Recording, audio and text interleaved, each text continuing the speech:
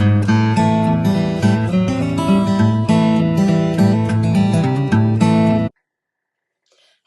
and welcome back. Today I want to talk to you about 10 different types of clutter.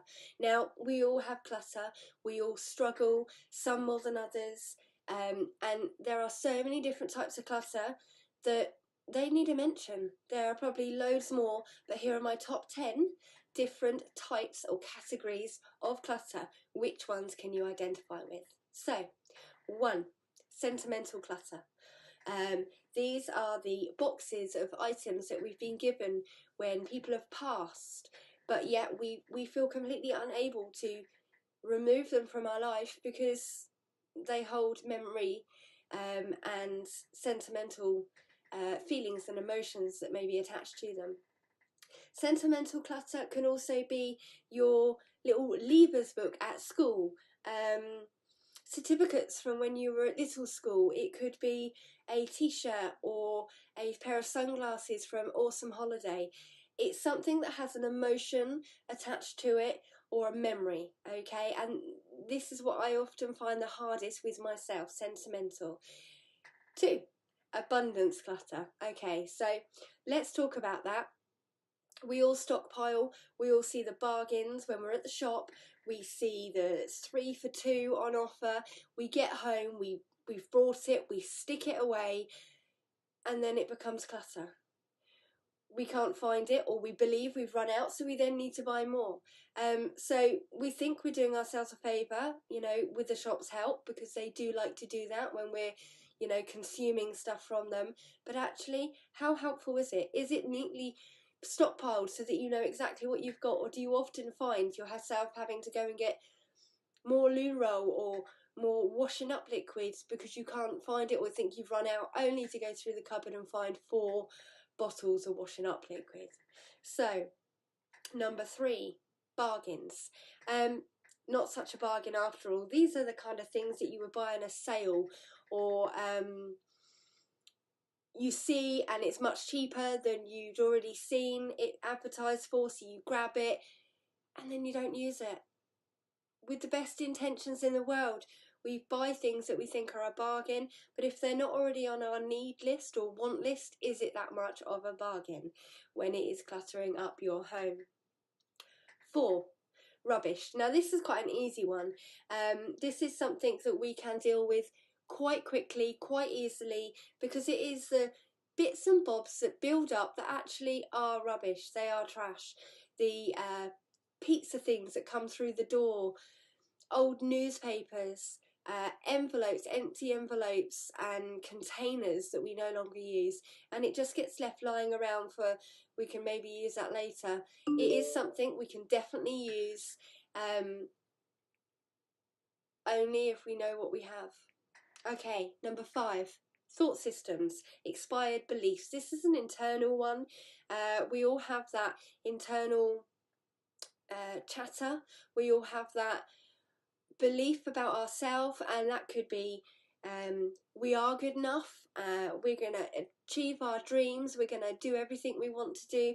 It could also be, actually, who am I to think that I can go around and achieve what I want to achieve? Oh, I can't wear this because I can't possibly look like it does on the packet. These are the sorts of things that are inner clutter, okay? It's stuff that goes through our minds and is just constant. It's like a broken record.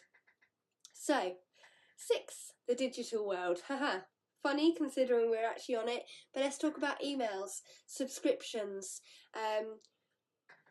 receipts, online receipts and stuff.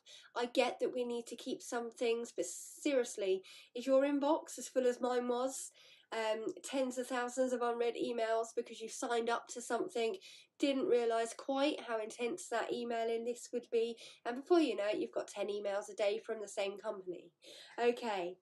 7, what if and maybe piles. Now, I've had a lot of this in the past few years.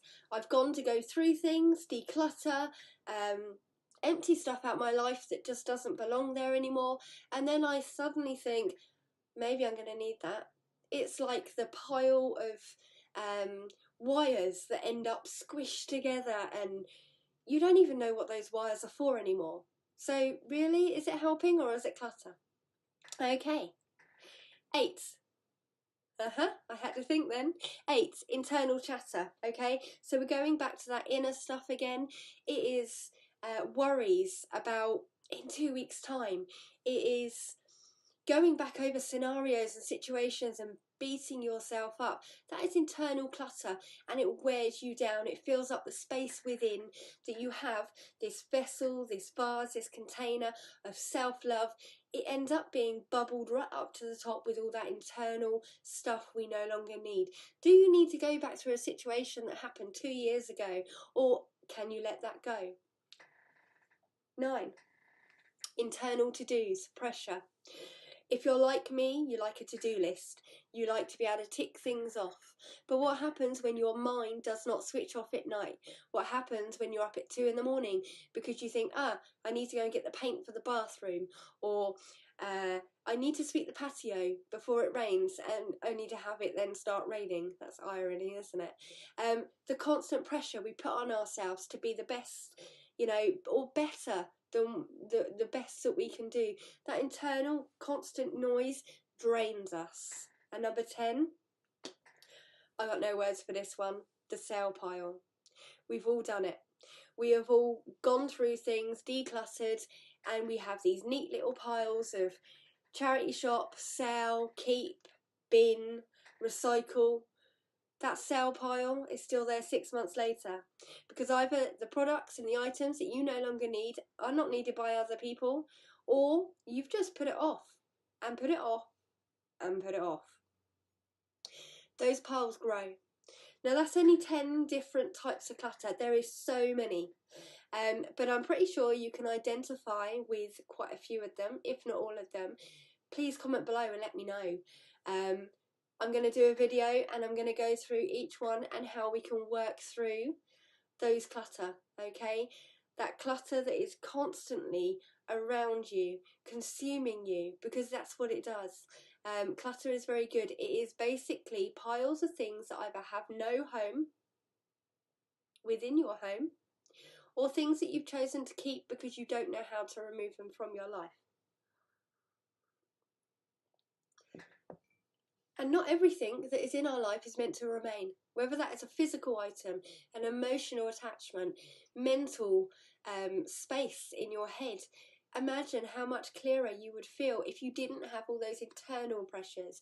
Imagine how it would be to be able to walk through your home and see the walls or the skirting boards, or be able to clean without having to clean clutter. There is nothing worse, believe me. So join me next time and let's delve in to how we're going to work through that clutter, release attachments if we need to, and clear our homes and our mind and our body and our soul of all that we no longer need. It is worth it. You are worth it. Let's catch up soon. Ciao.